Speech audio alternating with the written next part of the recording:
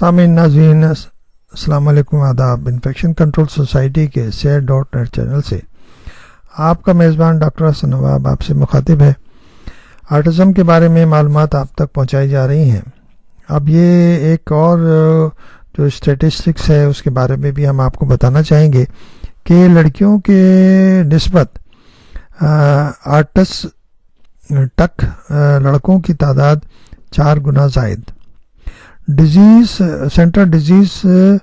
Centre for disease control and prevention نے 2018 میں امریکہ میں ایک سروے کیا، جس کے جاری کیے گئے والے اعداد و شمار کے مطابق ہر 59 میں سے ایک بچہ یعنی کہ 37 میں سے ایک لڑکا اور ہر 151 میں سے ایک لڑکی آٹزم سے متاثر ہے۔ ہم دوبارہ اس کو ریپیٹ کریں گے۔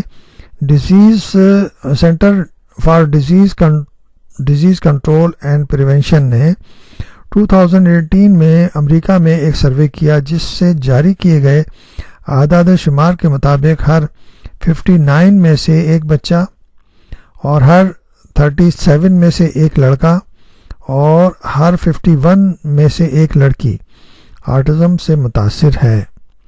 لڑکوں کی تعداد لڑکیوں کی نسبت 4 گنا زائد ہے۔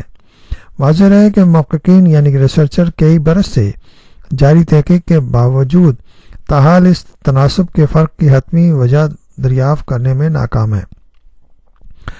آٹزم کا شکار بچوں میں تقریباً 31% بچے آٹزم کی ساتھ ذہنی پسماندہ بھی ہوتے ہیں، جس میں ان کے سیکھنے اور سمجھنے کی صلاحیت متاثر ہوتی ہے، جبکہ 30 to 61% بچے آٹزم کے ساتھ ADHD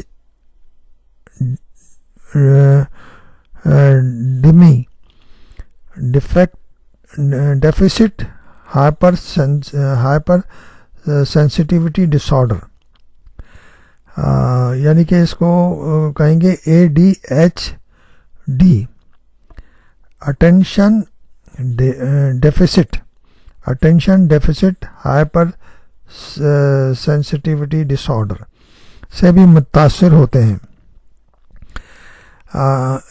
11 to 40% یعنی کہ 11 سے 40% بچوں میں خصوصاً لڑکوں میں بے چینی اور گھبراہٹ کی علامت بھی پائی جاتی ہے۔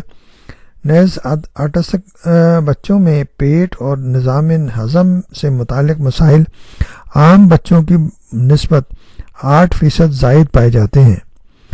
لگ بھگ 32% آٹزم کا شکار بچے زائد وزن اور موٹاپے کے ساتھ بسیار خوری کا شکار ہوتے ہیں۔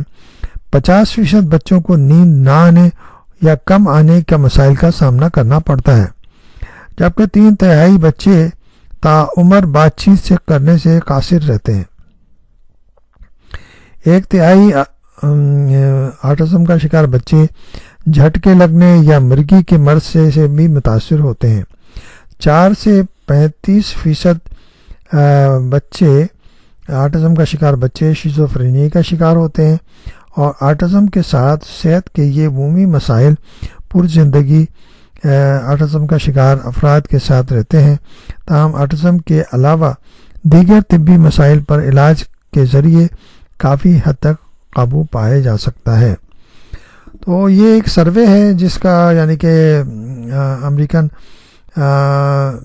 Centre for disease control and prevention نے امریکہ میں جاری کیا۔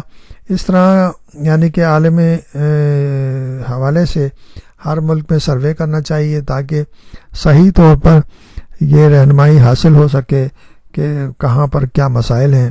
ہمارے جیسے ملکوں میں انڈیا، پاکستان، بنگلہ دیش وغیرہ اور سری لنکا میں تو اتنے زیادہ ریسرچ اور اتنے زیادہ سروے اب تک نہیں ہوئے، اور یہ صحیح معلوم نہیں ہوا کہ کہاں پر کیا مسائل ہیں۔ تو ضرورت اس بات کی ہے کہ اس پر بھی توجہ دی جائے، اور جو لوگ اس پر کام کر رہے ہیں وہ صحیح انفارمیشن دے کر صحیح اسٹیٹسٹک حاصل کر کے لوگوں کو کی رہنمائی کریں، تو زیادہ بہتر طریقے سے نتائج حاصل ہو سکیں گے۔